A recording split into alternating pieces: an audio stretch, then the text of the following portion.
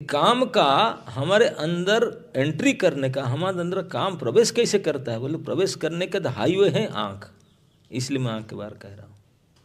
आपको पता है कि बिल्लू मंगल ठाकुर बड़े महान संत थे। कई जगह मेंशन हुआ कि 800 साल तक जीवित रहे उन्होंने, अंधा होने के बाद। कम से कम अंधा होने तक तो जितने थे, उसके बाद में more than 100 ईयर्स जिए। एक महाराष्ट्र में जगह है, जगह का नाम क्या, जहाँ वो कृष्णा नदी निकला, कृष्ण वेण्णा, वहीं पर उन्हें कर्नाटक में बिल्लू मंगल ठाकुर था। कर्नाटक से आते आते वहीं पर महाराष्ट्र में, क्योंकि वो आप बिल्लू मंगल का चरित्र थोड़ा सा बताता हूँ संक्षेप में। वो एक बहुत बड़े कर्नाटकी ब्राह्मण थे और वो शंकर संप्रदाय के सन्यासी के शिष्य थे। गिरी उनका कौन सा गिरी उनका नाम है।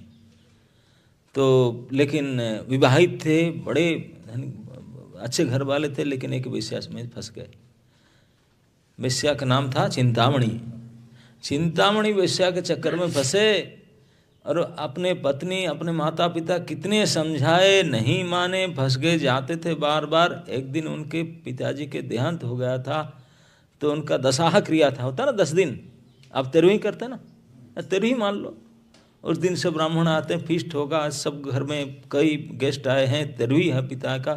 लेकिन बोला मैं तो जाऊँगा, मैं तो जाऊँगा। चिंतामणि पास जाएगा, वो जानते, बोले आज तो कम से कम मत जाओ, कल डबल चला जाना, आज मत जाओ। बोला नहीं जाऊँगा जाऊँगा जाऊँगा। इतने उनका पत्नी आकर पैर पकड़ के समझाया, पत्नी की धक्का दे दिया, बोला हट, मुझे आना है, मैं नहीं रह सकता। पत्नी ऐसे देखा कि इस प्रकार मैं क्या करूं। वो दुखी होकर जाकर नदी में गिर गई, सुसाइड कर ली।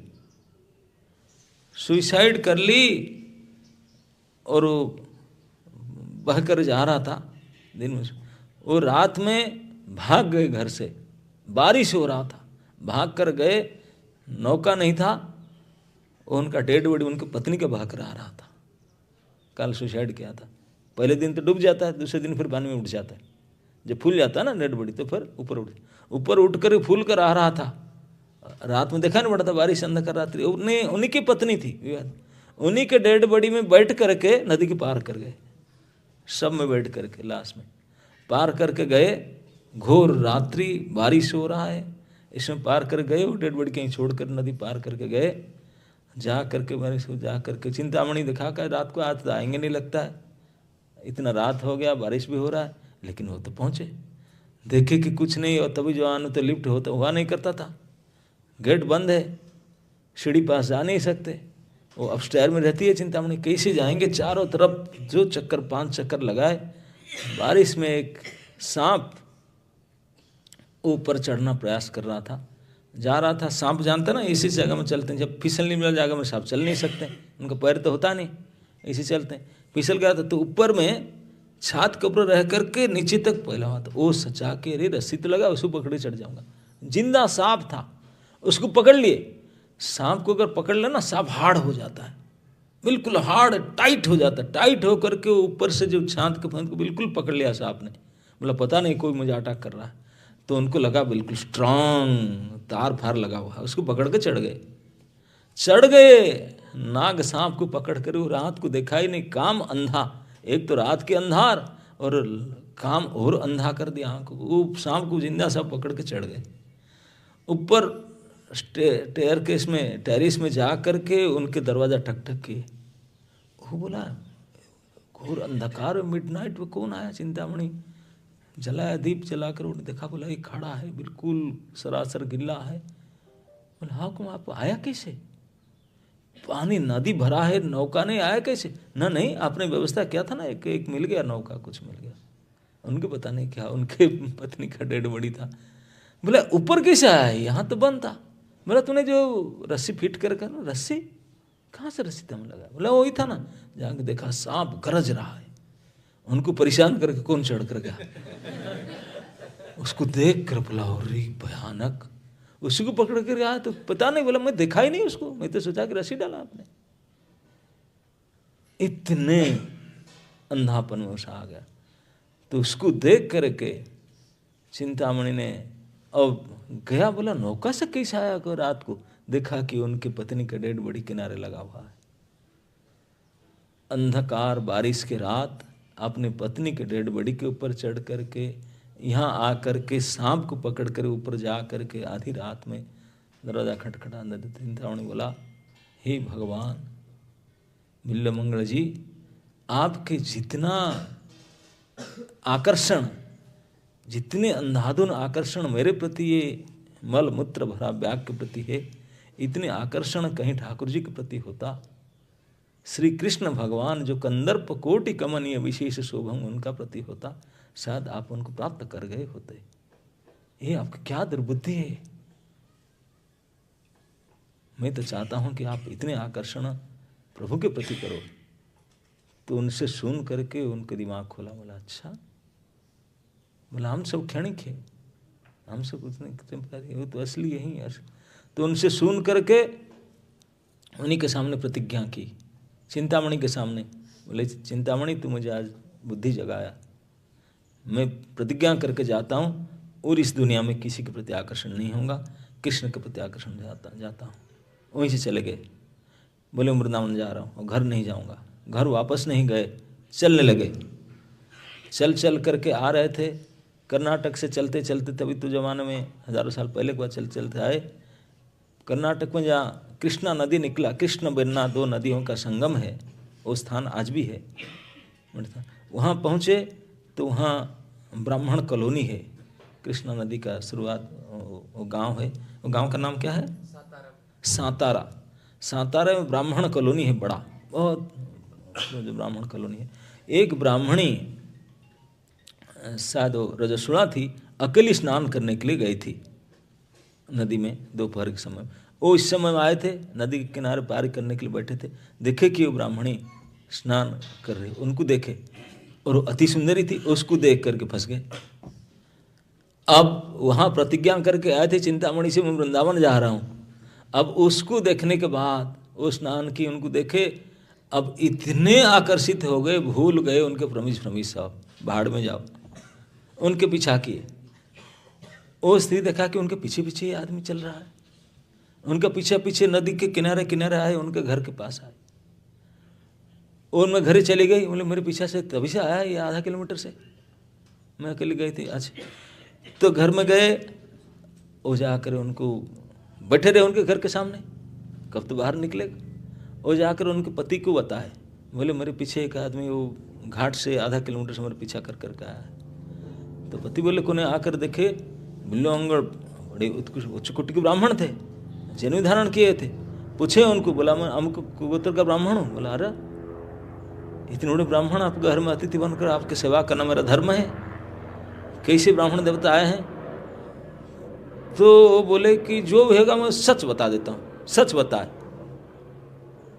बोले देखिए बुरा मत मानिए, मैं तो वृंदावन होकर जा रहा था भक्ति करने के लिए, लेकिन क्या करूं, एक स्त्री अभी स्नान करके आया, उसको देख करके उस रूप से मैं आकृष्ट हो गया और मैं उसको प्राप्त करना चाहता हूं, और इसी के लिए उसके पीछे पीछे मैं यहाँ तक आया।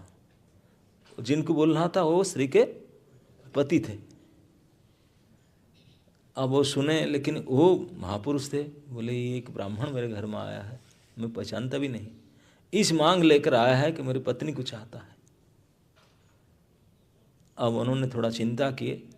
बोले अतिथि देव भव, अतिथि को तृप्त करना ये देवताओं को प्रसन्न करने का धर्म है। तो वापस गए। बोले ठीक है वेट करो, मैं जा रहा हूँ।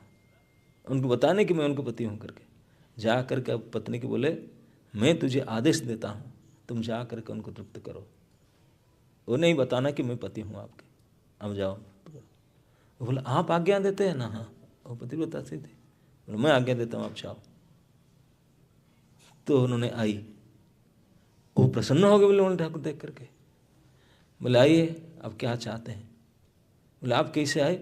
वो बोल दिया कि मेरे पति ने, आपके पति हो जो आए थे आप पति ना? हाँ, आपकी प्रसन्नता के लिए मुझे बोले कि आपको तृप्त कर जाकर। इतने दुखी हो गया। बोला हाय हाय, मैं भी एक विवाहिता पति हूँ, मेरे पत्नी के साथ में किससे व्यवहार किया, और ये देखो वो मुझे जानते भी नहीं, अपनी पत्नी को भेज दिया मेरे पास, मैं ऐसा हूँ, इस काम के लिए मैंने, काम को विरोध करने के लिए मैं वृंदावन जाने के लिए घर द्वार छोड़ कर के आया, यहाँ आकर फिर फंस गया। कैसे फंसा? केवल आँख ही कारण है। अगर नज़र में तू नहीं आता तो आज मैं भजन करते करते वृंदावन जाता, लेकिन भजन का सबसे बड़ा विरोध कौन आया? आँख। सबसे बड़ा टॉप मोस्ट एजेंसी आँख है, जो हमारे भक्ति का सबसे बड़ा विरोध करता है। देख करके बुरी तरह से फंसते हैं, फिर बाद में व्हाट्सएप में मैसेज चलता है, फिर क्या क्या चलता है, सब चलता है आँख के कारण। ना देखे होते, out of sight out of mind, और साइट में आकर के इतने हमारे परेशान करता। तो उन्होंने वहीं बैठे बैठे क्यों देखे कि उनकी पत्नी सामने आए, उनको देखने के बाद उनका पश्चाताप झलने लगा। बोला मैं आपके रूप को देख करके फंसा, मेरा संकल्प मिटिया मिट हो गया, मैं वृंदावन जा रहा था, कृष्ण के प्रति आकर्षण होकर प्रतिज्ञा कर गया, वो आकर्षण धूल धुलांत हो गया आपके रूप को देख करके। ये आँख मुझे महाशत्रु है।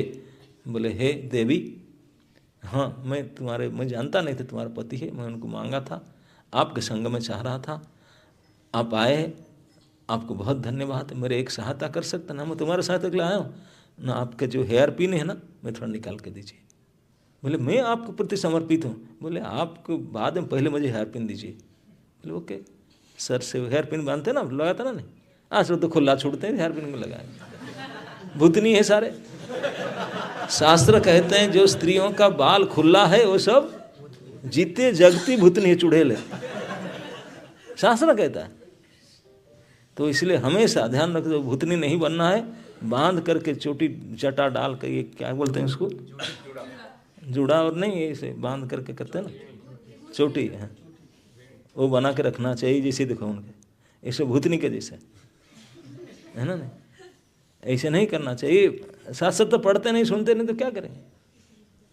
नहीं तो शास्त्र जानते हैं इस प्रकार कभी नहीं करना चाहिए, तुरंत भूत प्रेत सवार होते हैं।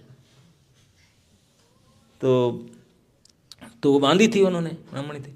बोले उसको पिन निकाल कर दीजिए। तो पिन जैसे हाथ में दिए, पिन को देखा, उस स्त्री को देखा, पिन को देखा, देख कर बोला रे मूर्ख आँख, महाशत्रु तू मेरा, तू मेरे काम में जर्जरित किया, नहीं तो वो क्या है मैं क्या हूँ, ऐसे कह कर उनके सामने फटाक से आँख लिया, आँख फोड़ दिया, दोनों आँख पूरा ब्लड झरझर निकला। वो स्त्री तो बिल्कुल चिल्ला, बोला क्या किया आपने? दोनों आँख फोड़ चुके थे, दोनों आँख को उनके सामने ही फोड़ दिए, रक्त निकलने लगा। चिल्लाया, कष्ट हुआ। बोले अब मैं शांत हुआ, मैं पक्का बदला लिया। अब फिर गए, वो स्त्री उनको हाथ पकड़ करके नदी के किनारे ले गया। वो तो चल नहीं सकते। बोले मैं क्या करूँ ना, मैं छोड़ दो मुझे, मेरे आँख नहीं चाहिए, तू जा घर में, मुझे वहीं छोड़ दो। बोला पति ने बोला था सहायता, मैंने सहायता हो गया, मुझे हेयर पिन दिया, यहाँ तक ले आया, बस मैं पानी के किनारे बैठूंगा, पानी पीऊँगा, भूख लगने से जो होगा आपका ड्यूटी फ्री, मुझे जाने दो। तो वहीं बैठ करके आँख तो फूट गया, लेकिन आँख से आंसू तो बह रहा था। आंधे आँख, आंधे भी रोते हैं दृष्टि शक्ति नहीं रहता, लेकिन आंसू तो निकलता है, होलता रहता है। वहीं रोते रोते भगवान को प्रार्थना की। अब तो दिखाई नहीं पड़ रहा था, ऐसे ऐसे करके जाते थे पानी किनारे, थोड़ा भूख होने से पानी पी लेते थे, पेड़ के नीचे आके बैठ जाते थे, भगवान को भजन कर स्मरण करने लगे, कीर्तन कर, वहीं बैठे बैठे लिखने लगे। कृष्ण करणामृतम यहीं लिखा गया है सांतारा गांव में, कृष्ण वर्णा नदी के किनारे कृष्ण करणामृत लिखे, बैठ के इतने गंभीर चिंतन किए, खाना पीना छोड़ करके कृष्ण आ गए वहाँ, उनको पकड़ कर ले गए वृंदावन तक। भगवान ने हाथ पकड़ कर ले गए, वो नहीं पहचानते थे। वृंदावन जाकर पूछे, बोले वृंदावन, यही तो वृंदावन, ये सब देखा है। बोले मैं कैसे पहचानूंगा? ऐसे करके फिर पता चला कि ये जो मुझे यहाँ तक लेकर आया, जो मुझे हेल्प करता है, वही साक्षात कृष्ण है। तो उनको दर्शन, जब इस दुनिया को देखने के लिए आँख फूट जाए तब उनके दर्शन हो सकता। जब इस दुनिया के विषय देखेंगे तो ठाकुर जी नहीं देखेंगे। इस आँख से जब हम दुनिया के विषय वस्तु भोग विषय को देखते हैं तो इस आँख से फिर प्रभु नहीं दर्शन होंगे। प्रभु के फोटो देख सकते हैं, प्रभु को नहीं देख सकते। प्रभु को देखने के लिए ये बंद हो जाना चाहिए, ये दृश्य बंद। सूरदास भी इसलिए भगवान दृष्टि से बोले ना ना ना, ये दृष्टि मुझे नहीं चाहिए, मैं आपको देखता हूँ, इस जगत को नहीं देखना चाहता हूँ। फिर तो इसी प्रकार विल्य मंगल ठाकुर आंख फाड़ दे, क्योंकि काम के प्रवेश करने का सबसे ज़्यादा हाईवे है आँख। आँख के द्वारा हम लास्ट अटैक करते हैं हमको, इसलिए सबसे पहले कंट्रोल करना होगा आँख को। कैसे कंट्रोल करना होगा? बोलते हैं कि देखी व तुम्हारा धामा नयन भरिया। आँख को पूरा भर भर करके भगवान के रूप देखो, भगवान के धाम को देखो, ताकि स्पेस ना रहे फिर दूसरे कुछ देखने के लिए।